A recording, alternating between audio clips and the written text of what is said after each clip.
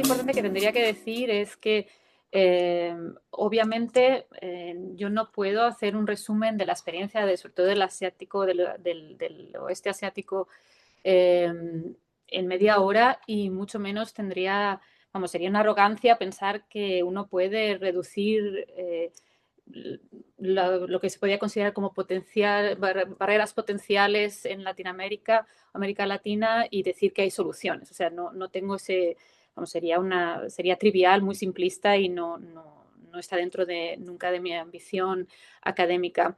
Pero igual yo lo veo como un diálogo, como el hecho de que yo creo que es necesario a nivel académico el conocimiento y el estudio de la experiencia económica del este asiático, que suele ser eh, bastante, bastante periférico a la historia económica como disciplina y a la vez porque, bueno, para el entendimiento de la economía global, mundial, creo que es fundamental.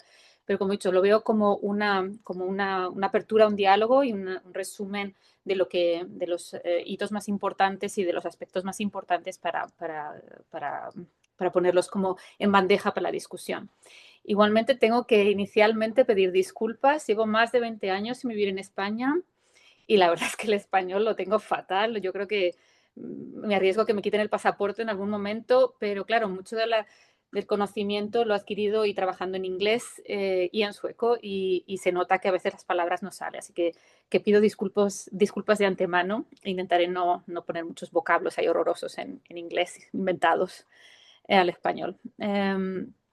¿Por qué historia económica? Y así me van a permitir decirlo en inglés porque I'm preaching to the choir. O sea, obviamente con esta audiencia yo no tengo por qué decir cuál es la relevancia de la historia económica. Pero sí lo quiero ver porque como yo, también mi trayectoria llegó a la historia económica. Y, y yo lo veo, hay tres perspectivas, ¿no? Y una de las cosas que siempre me ha fascinado de la historia económica es que Bob Allen, en su pequeño librito, en la introducción a la historia económica, dice que es la reina de las ciencias sociales.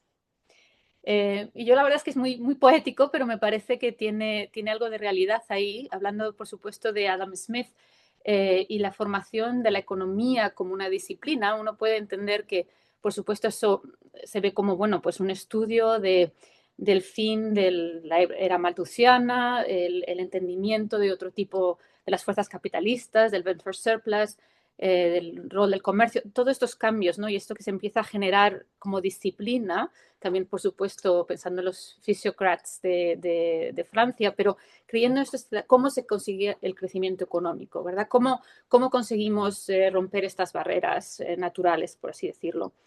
Y ahí la economía nos da muchísimas herramientas, pero la historia económica tiene un aspecto, va un poco más allá, ni mejor ni peor, simplemente que tiene otra perspectiva y es el hecho de por qué algunos países sí consiguen tener este tipo de crecimientos y otros no.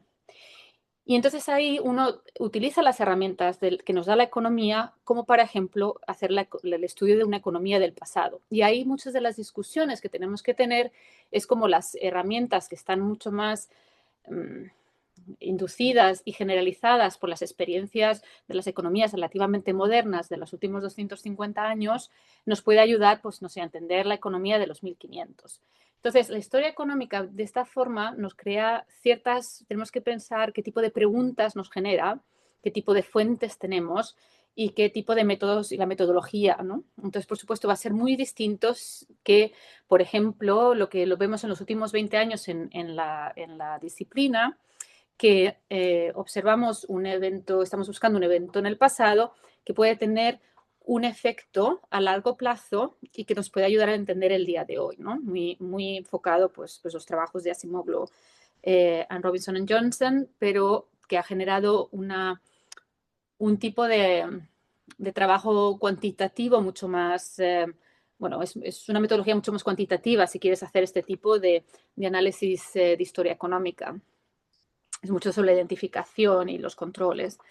Y la historia económica para mí, desde mi preferencia, es el hecho de intentar ver los procesos, es el efecto del tiempo, qué pasa durante el tiempo, cómo interactúa con la economía.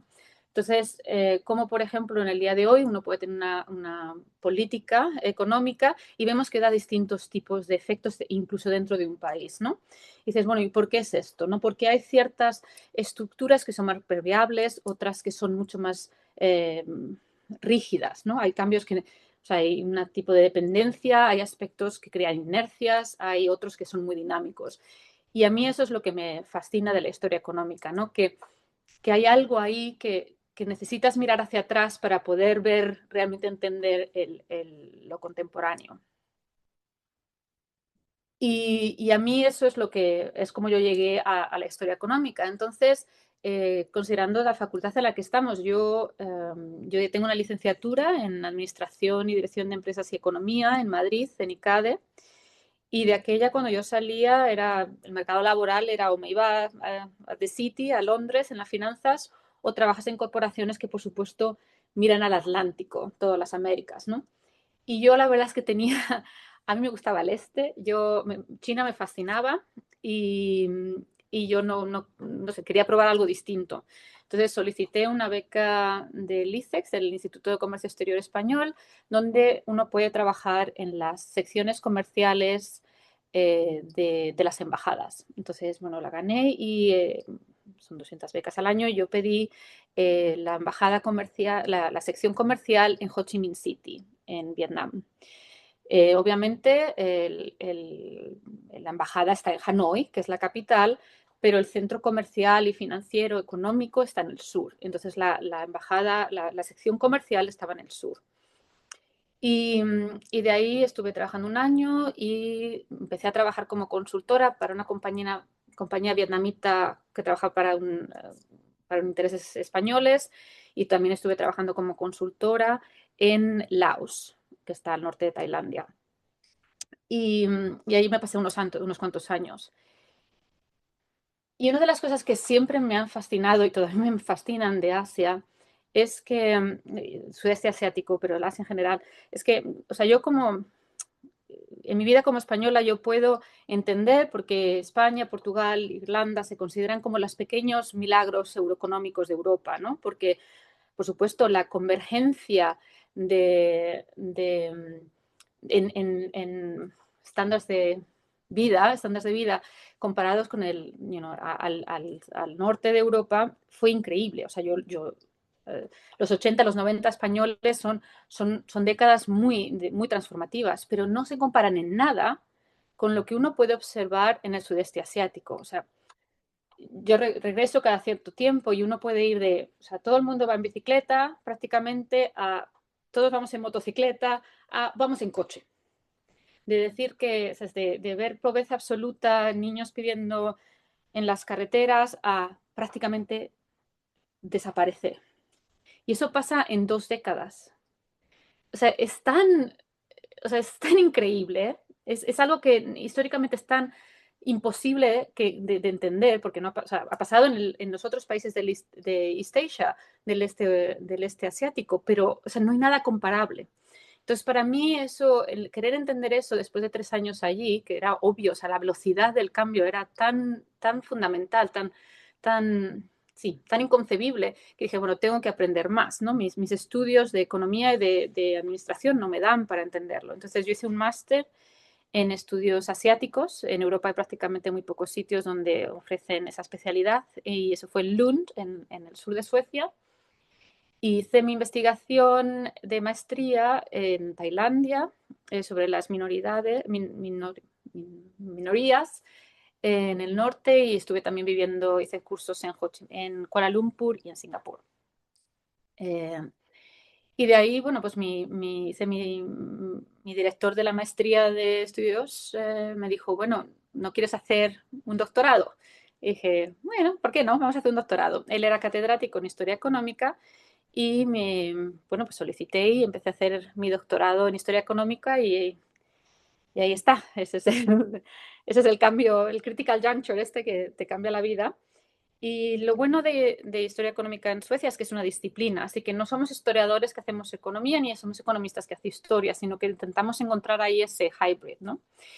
Y como le digo, lo más fascinante es que no solamente estamos interesados en cómo conseguir un crecimiento económico, sino cuáles son los efectos en las estándares de vida. O sea, qué efecto tiene esto real para la gente.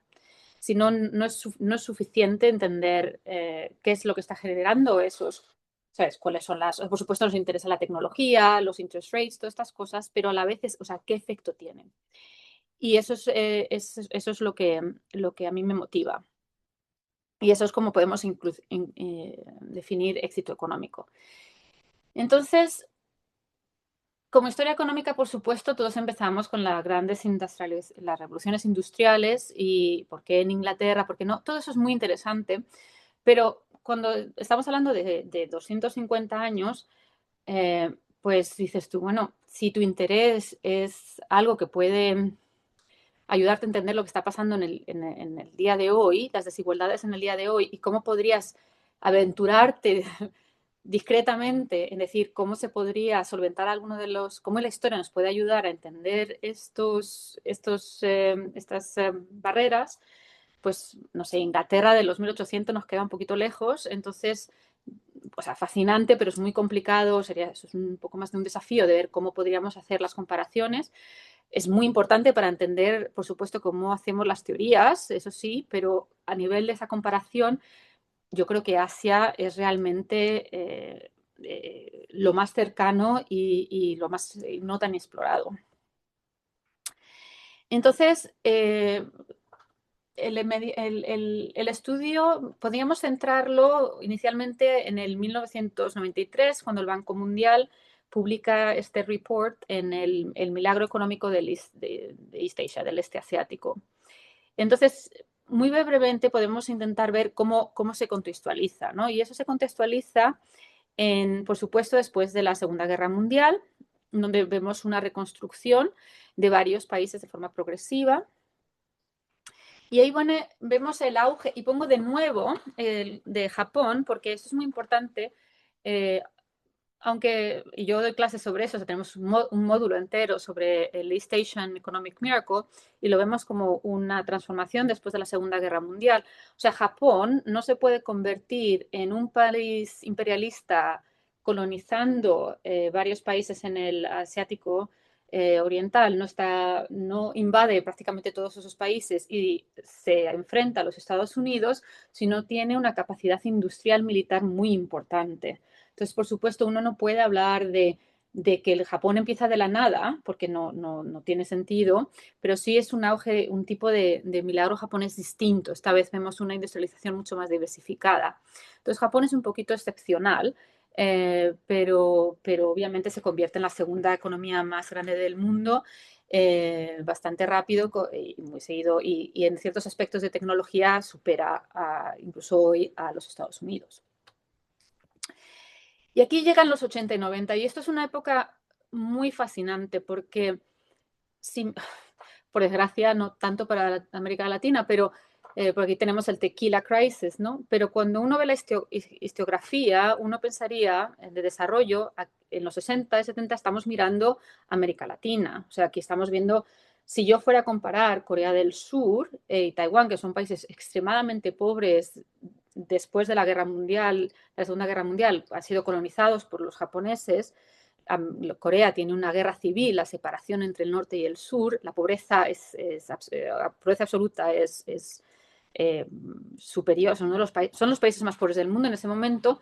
Cualquier tipo de estudio de convergencia no se tendría que hacer, se puede hacer con Japón, porque eso es lo normal, pero realmente se tendría que estar haciendo con México y con Brasil, ¿no? O sea, porque la industrialización es mucho más superior en esos países que en Corea del Sur y Taiwán en ese momento.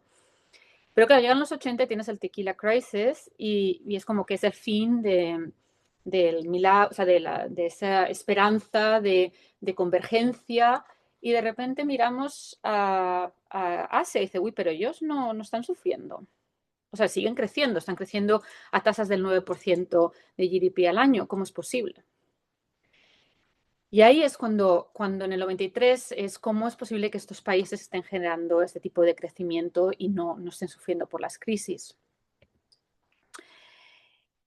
97 tenemos la Asian Financial Crisis, que fue un pequeño dent, un pequeño marca en el crecimiento principalmente de Corea y Tailandia, pero se recuperan muy rápido y vemos que Asia sigue creciendo y que cada vez hay más países, ¿no? O sea, una forma de explicarlo muy visual, no es una explicación, pero es una representación gráfica del milagro asiático, es que se llama, en español, este, es como el vuelo de los gansos.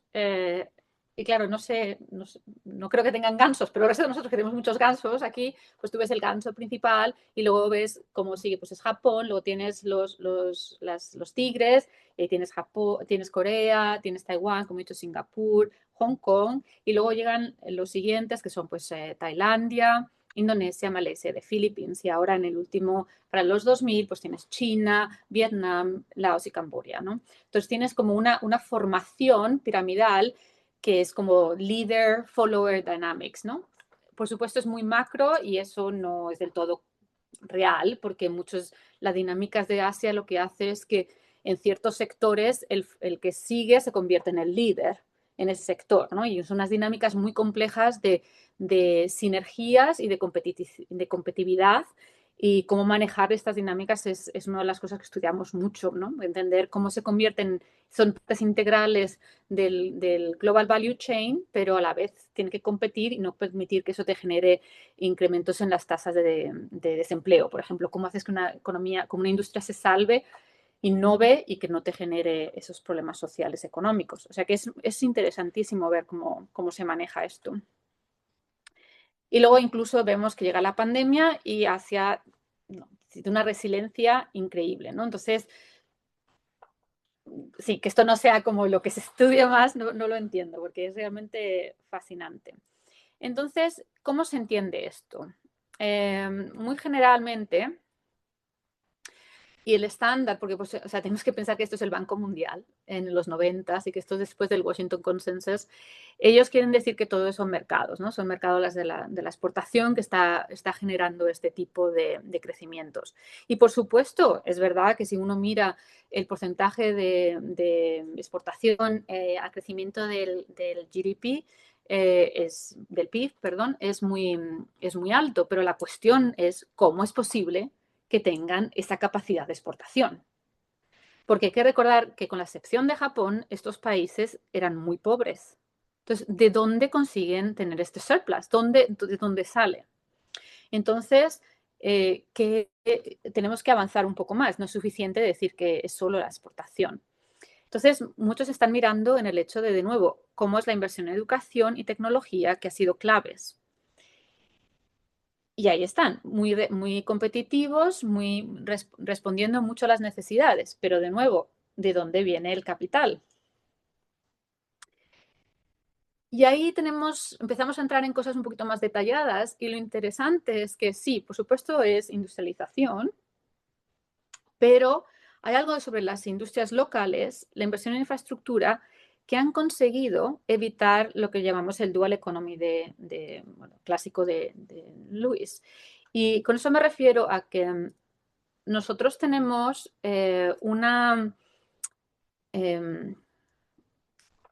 o sea, es muy fácil pensar como en el trabajo de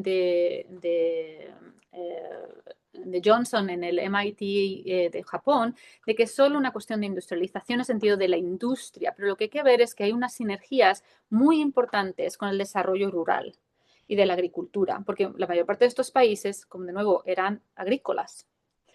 Y estaban, por ejemplo, Taiwán era el exportador de arroz y de azúcar a Japón. O sea, la industria era mínima. Entonces, ¿cómo consigues tener una inversión en industria, a la vez no crear estas dualidades de desigualdad entre lo rural y lo urbano, y una industria que solo hace un catering para el exterior? Porque eso no pasó. Y eso es lo fascinante. Esa es los linkages entre la agricultura y la industria y los servicios son mucho más eficaces, y eso hace que haya menos desigualdades. Entonces, sí, hay una planificación a largo plazo, hay muchísimos planes de planificación, pero está hecho de una manera que genera, promueven las cuotas. O sea, por ejemplo, si el Estado te subvenciona, pero solo si consigues exportar tantas cantidades, si no, pierdes la subvención. Entonces, se llama esto el embedded autonomy, es un concepto de Evans, donde el Estado consigue crear estas políticas, pero mantiene los intereses económicos asociados, pero no dominando. Entonces hay rentas, pero no se generan rentas al nivel que observamos en otros países. Y esto se le llama, incluso una de las cosas que el World Bank tuvo que aceptar es que o sea, una de las características del crecimiento económico del East Asia es que es inclusivo. Y entonces las desigualdades económicas no crecieron. O sea, hay un proceso de crecimiento, se controla, baja un poco, sube, baja, pero no tienes o sea, China lo hizo al principio, el dejar que los ricos se hagan ricos, pero poco después, a la década después, dijeron no, hay que redistribuir, tenemos que ser un crecimiento más inclusivo. Los otros países consiguieron mantener estas tasas de desigualdad muy bajo control. Entonces, ¿cómo podemos decirlo? Bueno, como muy general, por supuesto, son pro mercado y son inclusivas. Una de las diferencias que estudiamos mucho cuando comparamos sobre todo con América Latina es no que no tuvieran políticas de sustitución de la importación, sino que las combinaron muy rápidamente con las políticas de exportación. Entonces, el mercado internacional se servía como un check de la calidad.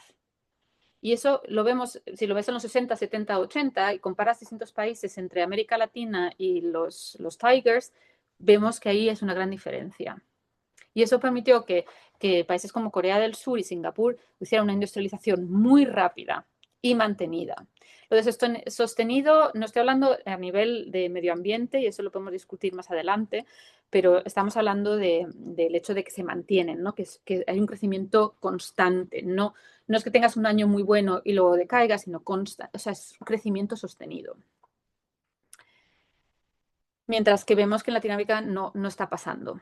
Y ha perdido a nivel corto plazo, puede haber crecimiento, pero no a largo plazo.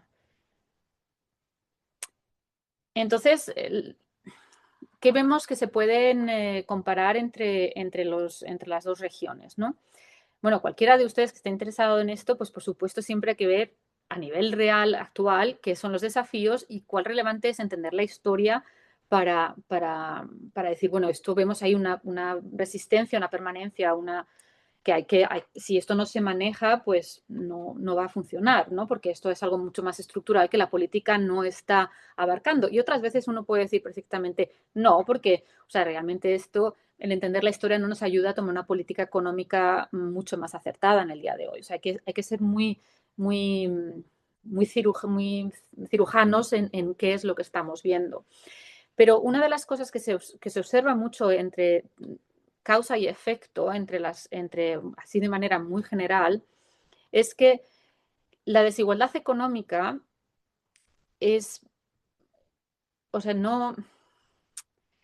por supuesto siempre podemos cuestionar las mediciones, pero o sea, es un gran punto de diferencia tanto en cuestiones de tierra como en cuestiones de income. No vamos a hablar de wealth, porque eso es otra cosa, pero todo lo que puede ser tanto esos factores de producción, vemos sistemáticamente unos indicadores mucho más altos en América Latina en general que vemos en el Southeast Asia, en la parte este y del sur de Asia.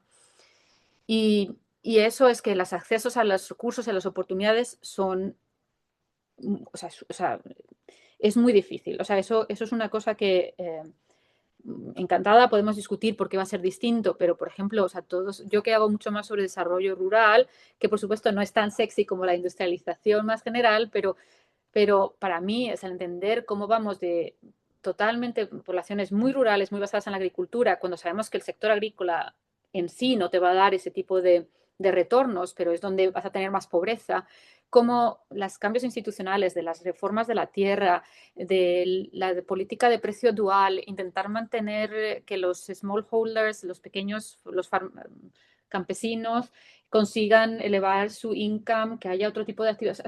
O sea, es muy conciso, muy targeted, muy enfocado en las políticas iniciales. Y no estamos hablando, sobre todo en los 50 y 60, donde no hay ninguna globalización, las inversiones no están pasando, o sea, no hay un capital que esté, ¿sabes?, en flow ahí. Eso son mucho intentar que la gente que haya ahorros, canalizar los ahorros, ayuda también de Estados Unidos, por supuesto, y de otros países, pero canalizarlo de una forma productiva, inclusiva. Y eso es un punto de diferencia importante. Asia es corrupta. O sea, no vamos a pretender que la corrupción no existe, pero siempre es una cuestión de si la corrupción es o sea, no es que favorezca, pero no te está comiendo todo el crecimiento. Cómo lo mantienen con un cierto checks. Y eso lo vemos en Vietnam, que llegó un punto que las carreteras no se estaban construyendo y el ADB y el World Bank le dijeron, próximo año no hay más fondos. Y se acabó. Se acabó de comprar coches de lujo y hubo una limpieza interna y bueno, lo mantuvieron bajo control. O sea, ¿por qué? ¿No? Este tipo de casos son interesantes. Y aquí, ahora mismo, por ejemplo, el Mercosur ha firmado por fin este agreement con la Unión Europea. A veces se nos olvida que uno de los particulares aspectos de Asia no es que solamente sean parte de la globalización mundial, es que tienen una economía regional.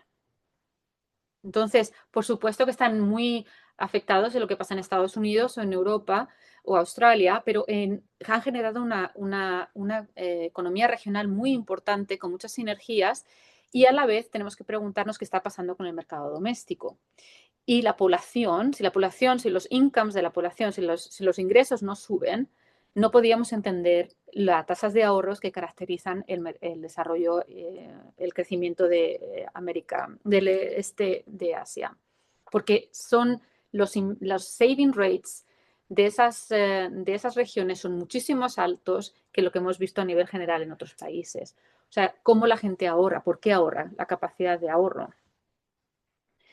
Entonces, espera, que me pasé. ¿Qué podemos pensar? Bueno, pues uno puede ver desde los cambios institucionales a nivel de agricultura, la transformación, la industrialización, las políticas de control de los intereses, las creaciones de rentas, pero las cuestiones de distribución, inversiones, el manejo de los fondos de inversiones extranjeras.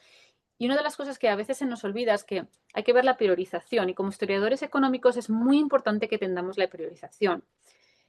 En los años 80, cuando vemos un cambio en la globalización importante, que es parte de la económica que la vemos con el surge de estos países, los Tigers, y por supuesto con el fin del comunismo y la apertura del mercado más global, China llegará y también llegará Vietnam, es que inicialmente la inversión extranjera que se observa en estas regiones viene de Japón, no viene de Estados Unidos, sino viene de Europa. Podemos hablar sobre el rol que tiene Estados Unidos después de la Segunda Guerra Mundial con la ayuda, con aid, ¿no? Aid, con ayuda al desarrollo. Pero Japón es forzado a devaluar su moneda, esto es en el año 85 en el Plaza Accord, y hace que Japón empiece a invertir de forma muy directa en Corea del Sur y Taiwán. Un poco más atrás se viene también Tailandia y Malasia. Y vemos que hay una inversión regional. Y ahí cambia, por supuesto, la diferencia entre las tasas de ahorro, porque tú puedes sustituir, o sea, si pensamos en términos históricos, o sea, si empezamos a hablar, por ejemplo, del gran trabajo de Gerschenkron, podemos hablar de toda la sustitución que hay aquí, ¿no? El advantages of backwardness que llega aquí y te permite avanzar y tener los medios para hacerlo saltándote varios fases, si así lo vemos de una manera idealizada. Y eso cambia mucho, ¿no? El hecho de que sean tus tasas de ahorro basado versus capital exterior. Pero igual, cuando estamos hablando de cómo se crece en estos países, no es tanto lo nacional o lo internacional, sino pensar qué está pasando en tu mercado doméstico, qué está pasando con tu gente. Y después tenemos la parte regional y luego lo global. Y esa forma de pensar a lo mejor nos ayuda a ver que son dinámicas mucho más distintas, que a lo mejor hay puntos ahí de cómo se podría favorecer mucho más la colaboración regional en América Latina, que hay partes, pero no sé, o sea, la ASEAN está creando la ASEAN Plus, están intentando expandir y es complicado, como he dicho, hay mucha competencia, a la vez el, el tamaño cuenta y eso genera otro tipo de dinámicas. Así que más que eso era solo, le he dicho, es muy general, pero estoy encantada de que me pregunten o eh, sí, cualquier aspecto. Son muchos países en el asiático y, por supuesto, sí.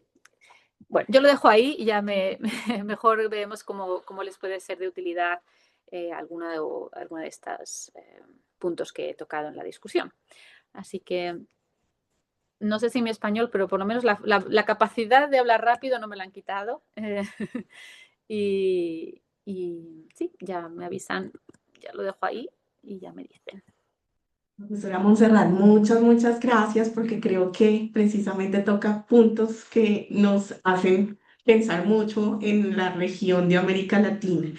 Bien, iniciaríamos entonces esta tercera parte de la masterclass invitando a los asistentes a reflexionar y acercándose a la profesora Montserrat para con preguntas o comentarios que puedan nutrir un poco nuestra conversación. Así que bienvenido a nuestra audiencia. Quisiéramos que se animaran a hacerle alguna pregunta a la profesora Montserrat.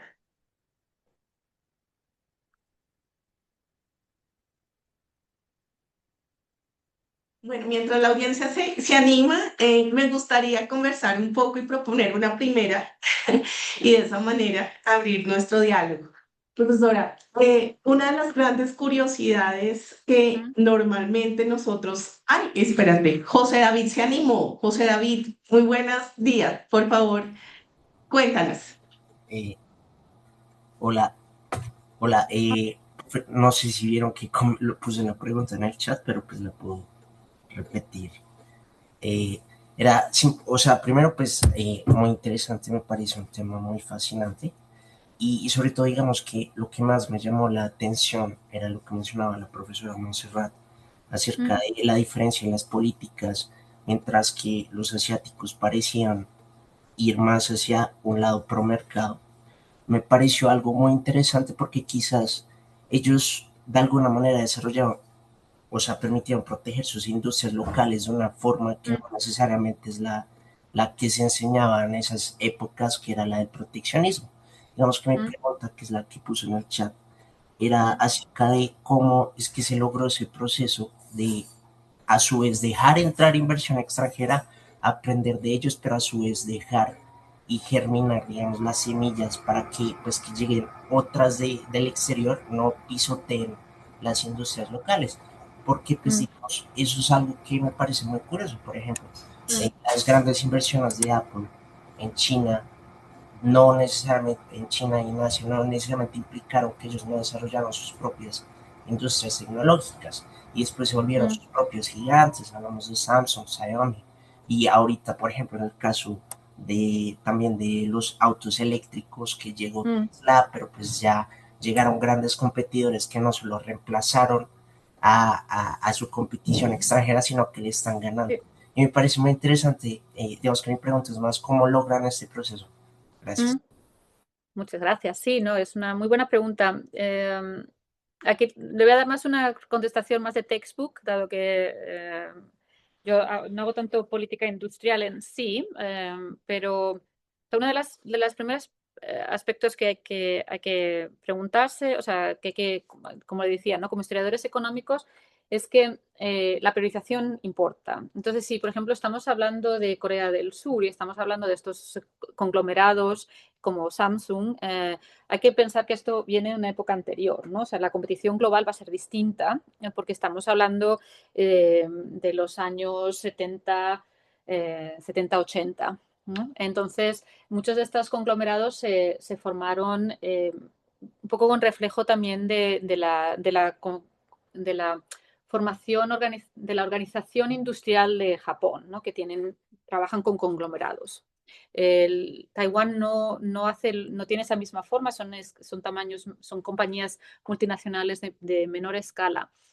Entonces, lo que sí que consiguieron, eso es lo que vemos la diferencia ahí, es que, por ejemplo, o sea, eso no lo podríamos hacer ahora, ¿no? Pero de aquella es conocido que cuando Corea del Sur se convirtió en el líder de televisiones, de producción de televisiones, podían hacer televisiones de color, que ya sé que para ustedes jóvenes es una cosa muy rara, pero entonces lo hacían blanco y negro y no se la permitían a vender a Corea del Sur.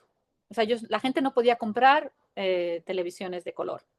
Era todo para el mercado de exportación hasta los 80 que permitieron abrir el mercado. Pero tenían una cuota para conseguir vender, para tener una reinversión y conseguir la subvención del Estado. Pero esto es antes de cualquier discusión sobre entrar en la Organización de Comercio, ¿no? Entonces es completamente distinto. Estamos hablando de otro tipo de fuentes de inversión y no tenemos la competición que estás mencionando inicialmente.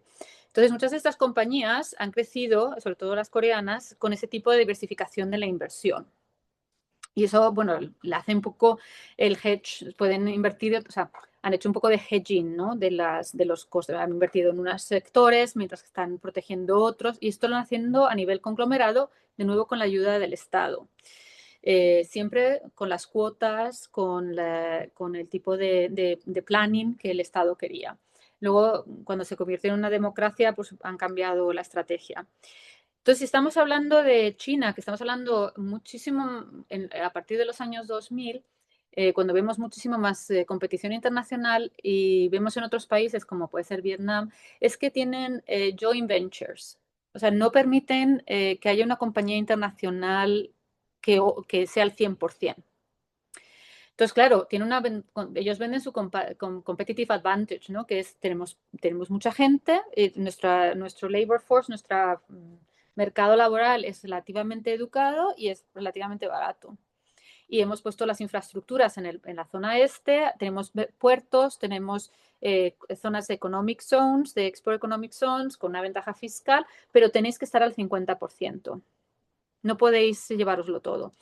Y ahí, bueno, pues por supuesto, yo trabajaba de aquella en esa época, o sea, Samsung, perdón, Apple no lleva su última tecnología, China. O sea, es que ningún país se lleva la última tecnología a producirla allí, porque sabes que te lo copian en 2 segundos. O sea, no hay ningún valor, no va a haber nunca ningún tipo de respeto al International Property Rights. O sea, eso es conocido y lo sabemos. Y eso ha sido constante. O sea, esa es la historia del foreign investment. Tú vas, inviertes y sabes cuáles son las referencias. Pero, por supuesto, ahí lo que vemos mucho, aunque China quiera decir que muchos, el partido, se ve que hay muchos estudios que están mostrando cómo hay una actividad de entrepreneurship, no sé, espérate. Hay muchísimas compañías pequeñas que están muy cerca de estas producciones que están, ¿sabes?, complementando parte de estos servicios y creas una dinámica de crecimiento distinta. Y esto se llama leapfrogging, ¿no? O sea, tú consigues saltarte varias fases del proceso que hubiera sido si tienes que invertirlo todo desde el principio, que lo ha hecho que vayan mucho más rápido que otros países. Y luego las negociaciones a la Organización Mundial o sea, el WTO de comercio es que son muy largas, son muy pesadas y durante ese periodo pues tienes mucha protección de tu industria, ¿cómo se dice en español? O sea, pequeña, ¿no? Tú la proteges a la vez que estás negociando ese balance entre proteger y atraer recursos extranjeros, ¿no? De capital extranjero. Y así lo que vamos manejando, pero la priorización cuenta mucho porque no es lo mismo ser Corea en los años 70 que ser China en los años 2000. Y si empiezas a ver el estudio de China un poquito anterior, parte de los recursos no vienen tanto por las inversiones extranjeras, sino por por mucho de los cambios, sobre todo en los 80, de una industrialización rural que empieza a generar una economía que se beneficia del fin del comunismo y que empieza a beneficiarse, y tienes una industrialización relativamente rápida en ese periodo, que está basado en inversiones por los ahorros, ¿no? De la gente, ¿no? Y tienes otra dinámica, pero luego ya tienes los Export Economic Zones. Pero son distintas organizaciones y distinto tipo de sistema, pero ahí hay muchos joint ventures. Y luego ahora, por ejemplo, una de las cosas que pasó con Japón, como dije, en el Plaza Accord del 85, cuando los LG8 decían que, bueno, era un ataque contra Japón, porque Japón decían que, bueno, tenía muchas dificultades de entrar en el mercado japonés, y tenía una moneda muy competitiva. Entonces le decían, bueno, tienes que apreciar la moneda para que, que no podamos, para que sea muy caro poder comprar tus productos. Y entonces lo que hicieron es que los japoneses empezaron a invertir muchísimo más en estos países, ¿no? Entonces ahí tenemos lo que hicieron es que se hicieron sobre todo en Tailandia, que tiene una relación especial con Estados Unidos, y consiguieron seguir exportando a Estados Unidos a través de Tailandia. Entonces invirtieron estratégicamente en Tailandia con joint ventures para conseguir venderlo como producto tailandés en vez de japonés. Y eso es lo que vemos ahora igualmente con las tarifas de Trump. O sea, es el mismo tipo de actividades. Tú te mueves a otro sitio y en ese proceso puedes compartir tecnologías, no necesariamente porque quieras, pero porque la gente eh, puedes copiarlo, pero nunca vas con tu última tecnología, eso seguro. Y ahora con el Global Value Change, pues por supuesto hay distintos componentes, hay distintas ventajas, que no es solo el labor, sino es el desarrollo tecnológico, ¿no? Es una necesidad, es una relación compleja, ¿no? De necesidad y de competición, y cómo se maneja, ¿no? Pero, de nuevo, yo hago más rural que industrial, entonces no lo investigo a fondo. Pero espero que te ayude. Muchas gracias. Muchas gracias a ambos, a José David por animarse a preguntar, y a la profesora Montserrat para poder profundizar en estos detalles que se vuelven importantes para comprender mejor los casos de estudio. Bien, ¿alguien más se animaría a hacer alguna pregunta? Bueno, me animo. Me causa mucha curiosidad una cosa, profesora Montserrat, y tiene que ver con cómo logran en esa planeación de largo plazo mantener los consensos acerca del modelo. Porque creo que ese es uno de los grandes retos que nosotros como latinoamericanos vemos, porque es muy difícil en los cambios de ciclo político mantener Sí, esos conceptos, esos consensos, y más como tú lo dices, en el ámbito doméstico es difícil, pero en el ámbito sí. regional es mucho más difícil. O sea, mientras unos van para la derecha, los otros van para la izquierda. Entonces, como que poder mirar en conjunto el proceso se nos dificulta mucho, y pues quisiera saber si de pronto Sí. en el caso de los asiáticos hay algún aspecto particular que les permite esa planeación tan de largo plazo. Sí, y sí, es una pregunta que siempre ha generado, o sea, es muy buena, y siempre genera un poco de malestar cuando debemos de contestarlo, porque o sea, lo que trabajamos en el milagro asiático, como le digo, no es, o sea, China se cuestiona si es o no es, y hasta qué punto está siguiendo la misma trayectoria, ¿no? Pero el milagro asiático es realmente Japón y Taiwán, Corea, y luego los demás. Bueno, Singapur y Hong Kong es complicado porque son países, son estados, o sea, son ciudades-estado. Entonces, bueno, y bueno, Hong Kong ahora está como está. Pero cuando vemos los inicios, los procesos de desarrollo, o sea, los primeros décadas de desarrollo son dictatorships, son dictaduras, ¿no? Y entonces, claro, es como, eh, no queremos decir que la lección es que tengas una dictadura, eh, pero son democráticos ahora. Entonces, bueno, eh, entonces como, y claro, eso, y a la vez, o sea, esto también se puede, o sea, se puede hacer un counter argument rápido, porque ha habido otras dictaduras en Asia que no han funcionado tan bien. O sea, que no es ser dictador el que te ayuda a tener un plan y que funcione. Entonces, por supuesto, o sea, nosotros, o sea, una de las cosas que se ha argumentado tanto para el sudeste asiático como para la parte oriental es que realmente, o sea, o sea, la hipótesis es que hay realmente ¿cómo se dice? Como una amenaza a su autonomía. O sea, por ejemplo, o sea, estamos pensando, o sea, no solamente, o sea, bueno, Japón, por supuesto, la reconstrucción, ¿no? Después de la Guerra Mundial y el desarme y todo lo que pasó ahí, ¿no? Pero o sea, en la época de la Segunda Guerra Mundial, después, o sea, había hambrunas. O sea, realmente hambrunas. O sea, millones de personas murieron. No solamente estoy hablando de China y el experimento ese horroroso, sino estamos hablando en el sudeste asiático había hambrunas. Y muchos de los partidos que, o sea, y no había, o sea, una cosa que a lo mejor se me olvidó decir es que no hay nada en estos países que diga que tengan los ingredientes necesarios o sea, que son como, hay algo sagrado, milagroso en Asia. Estos son países que han sido colonizados, o sea, los franceses, los ingleses, los alemanes, o sea, los Dutch, los holandeses, los japoneses invadieron.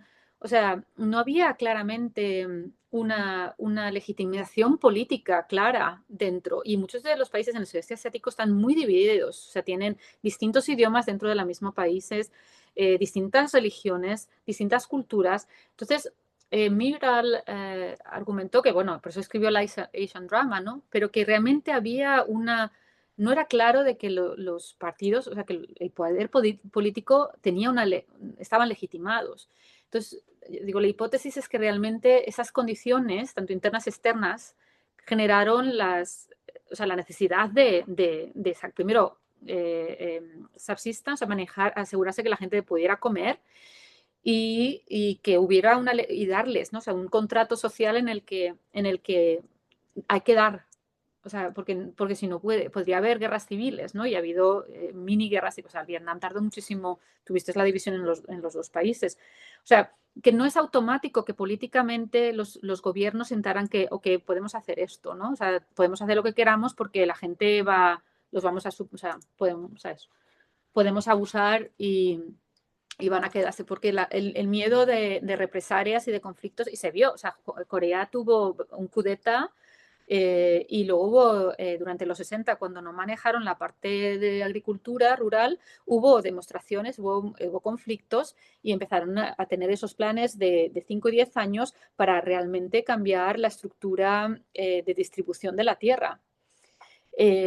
O sea, por supuesto, siempre la pregunta es por qué en otros países no lo hacen y aquí han dicho, ok, pues tenemos que hacerlo porque vamos a tener revolución. Puede ser porque tuvieras a Corea del Norte, o sea, puede ser y porque Japón, bueno, está ahí todavía, o sea, no es, y China, o sea, es que a lo mejor la configuración genera ciertos imperativos de, oye, si no hacemos un deliver, esto no va a funcionar. Y luego, bueno, luego han sido, bueno, ahora, por ejemplo, cuando tuvimos el último coup en Corea, fue muy interesante ver cómo iban a manejar la situación, ¿no? Y realmente parece que las instituciones democráticas están funcionando, ¿no? O sea, los policías no atacó a los demonstrantes y consiguieron que la persona bajara y ahora le han procesado por tomar el poder. O sea, que no es, o sea, parece que muchas de las instituciones democráticas están ahí y Taiwán, por supuesto, con la situación con Mainland China, está ahí, ¿no? Que se demuestra que están votando y tienen un proceso y están, incluso en momentos de mucha amenaza, están manejando la situación política dentro de los marcos democráticos. Ya veremos qué pasa, por supuesto, con Vietnam y China, es otra situación, pero, o sea, yo, nos fascina, pero yo creo que yo creo que tanto las situaciones internas y externas, políticas y económicas, han generado otro tipo de dinamismo, ¿no? Que hace que los políticos sintieran o sea, que tuvieron que hacerlo. Pero es una hipótesis y realmente no son tantos países, pero ahí a mí me parece de lo que están intentando es convincente, es convincente. Y Vietnam, que yo lo vi, o sea, que es el que yo he estudiado más, ahí tenemos, es muy interesante verlo porque, claro, tenemos la división, ¿no? Entre Vietnam del Norte y Vietnam del Sur. Y, y cuando el norte ganó la guerra, pues, bueno, por supuesto mucha gente salió en exilio, hubo campos de concentración de prisioneros de los del sur, y lo que han hecho políticamente es porque el sur es mucho más rico que el norte, tiene mejores recursos, o sea, tiene mucho más comercio y mucha más industria que tenía el norte. eh, Tienen gente en el Politburo que representa al sur. Entonces, aunque el poder político está en el norte, tienen que tener una representación del sur también a nivel político para que haya un poco de co-opting, para que no se genere esa desigualdad política. Y entonces lo manejan de esa manera, ¿no? Dentro de lo que es el Partido Comunista, el aceptar que el sur tiene que tener otro tipo o sea, el sur maneja la economía, es el que es el más vibrante y tienes que darle cierto poder político. Y están permitiendo elecciones a nivel local, la corrupción se maneja mucho mejor. O sea, sí, hay hay un procesos embriónicos de otro tipo de proceso democrático y de distribución. Y se ve claramente. Así que sí, hay cositas ahí de políticas. Lo siento, es que me encanta. O sea, es que es como muy. Pero sí, no todos tienen que responder en 4 años, pero los que hacen lo están manejando. Y eso es lo que, ya le digo, la hambruna y el conflicto es muy cercano en la historia. Así que puede ser que eso todavía tenga un valor importante en darse cuenta de que no es self-evidente, no es evidente de que ellos puedan ser autónomos y tener ese tipo de nivel, pero bueno, tenemos excepciones. O sea, Myanmar, Burma es la excepción. O sea, no, no, y las Filipinas no están, no, no. Sé que hay diversidad. Sí. Muchas gracias, profesora Montserrat. Bueno, y ya para y no abusar de su generosidad y su tiempo, en el contexto de la maestría de Historia Económica, nos gustaría preguntarte si fueras un estudiante y quisieras elegir tesis Ajá. respecto a estos temas, no sé, 2 o 3 temas sugeridos que serían muy interesantes para seguir avanzando en la comprensión de estos procesos. Sí, o sea, nosotros, o sea, yo tengo varios, o sea, yo trabajo más, o sea, como he dicho, la parte rural, tenemos un trabajo con mi compañero y el PI que es de LUN, que Andrés Palacio, que es el que sugirió mi nombre, el doctor Andrés Palacio. Y nosotros estamos trabajando con el café. Y, por ejemplo, uno de los aspectos que puede ser fascinante es por qué de repente Vietnam ha superado a Colombia en la exportación y en el control del café. O sea, es que ha superado a Brasil. O sea, es como, hello. Eh, y a veces, por ejemplo, ahí, ¿por qué? O sea, ¿cómo es ese mercado y por qué? Y ahora vemos que ha cambiado, porque yo estuve hace poco en América del Sur y, por ejemplo, vi que Juan Valdés está ahora, ¿sabes? En los mercados en Perú o en Chile. Hay un niche, está empezando también el consumo doméstico, estamos viendo que hay otro tipo de segmentación.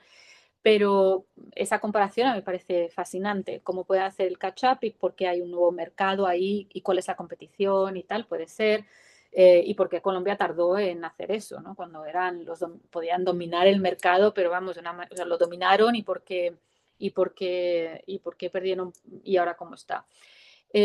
A niveles de cooperación regional, o sea, yo creo que ahí, o sea, el Mercosur, Colombia no está, o sea, yo no tengo suficiente conocimiento, pero ¿cómo podría haber, dónde sería, eh, o sea, a nivel comparativo, o sea, el ASEAN, que es toda la parte del sudeste asiático, pensando a niveles de income per cápita, ¿por qué están creando ese tipo de sinergias? ¿Por qué pueden comparar, o sea, cómo pueden, igual están compitiendo, a la vez necesitan tener suficiente tamaño para poder competir en este mundo contra los grandes? Entonces, cómo podría Colombia, o sea, dónde estaría Colombia a nivel regional y global? Y sobre todo porque ahora mismo realmente el Pax América está va a desaparecer y el dólar no parece que sea o sea, puede perder su dominancia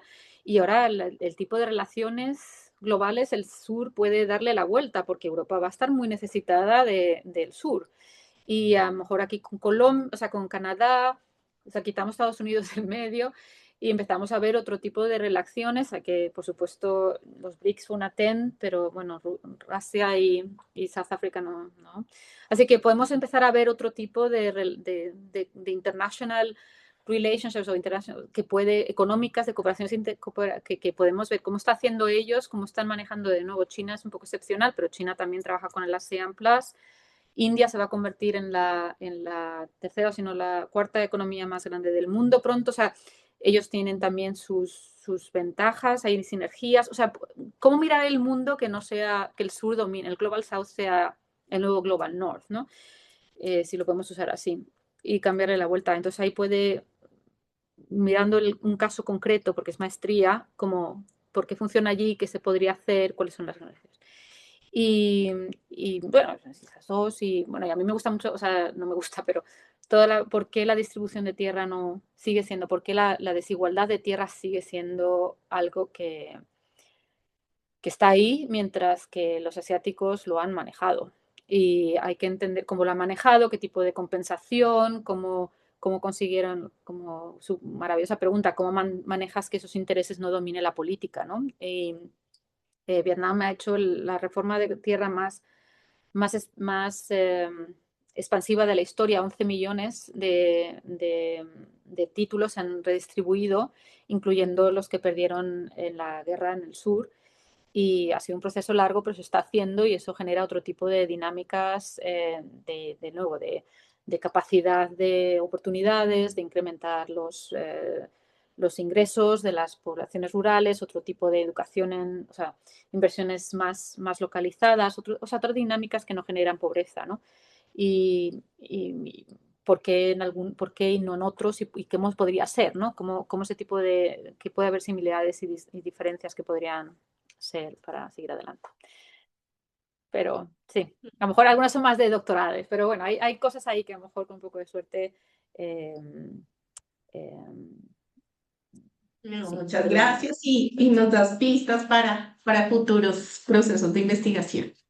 Bueno, antes de despedirnos, quisiera resaltar pues todas las reflexiones con que hoy hemos compartido, las cuales nos recuerdan que el desarrollo no es un destino predeterminado, sino el resultado de decisiones históricas, arreglos institucionales, proyectos colectivos de largo plazo que nos permiten alcanzar nuevas trayectorias. Las experiencias asiáticas analizadas no constituyen modelos replicables de manera mecánica y como bien lo sugería la profesora Montserrat en los temas posibles de investigación, lo que más bien nos ofrecen son lecciones valiosas sobre la importancia de la capacidad estatal, la transformación productiva, la construcción de consensos sociales en torno a cambios estructurales. Para América Latina y para Colombia estos debates resultan particularmente pertinentes en un momento en que estamos replanteando nuestra inserción internacional, cómo mantenemos fortalezas institucionales y cómo diversificamos nuestra base productiva. Desde la maestría en Historia Económica y, por supuesto, desde las microcertificaciones en dinámicas socioeconómicas, reafirmamos nuestro compromiso con esta formación de largo plazo que nos permita comprender el pasado para intervenir de manera informada los desafíos del presente. Y bueno, esperamos que esta masterclass haya suscitado nuevas preguntas, nuevas inquietudes investigativas y sobre todo el seguir profundizando estos debates sobre nuestra comunidad académica. Profesora Montserrat, inmensamente agradecidos. Muchas gracias por su tiempo. Muchísimas gracias a todos y bueno, estamos en contacto y ojalá que nos podamos ver y seguir trabajando. Si alguien quiere algún tipo de referencia y tal, por supuesto, siempre me pueden contactar, porque es muy general, pero si es algo más particular, por favor, no duden en contactarme. Y bueno, que mucha suerte con esas maravillosas maestrías que vienen y tesis, sí, que sea estupendo.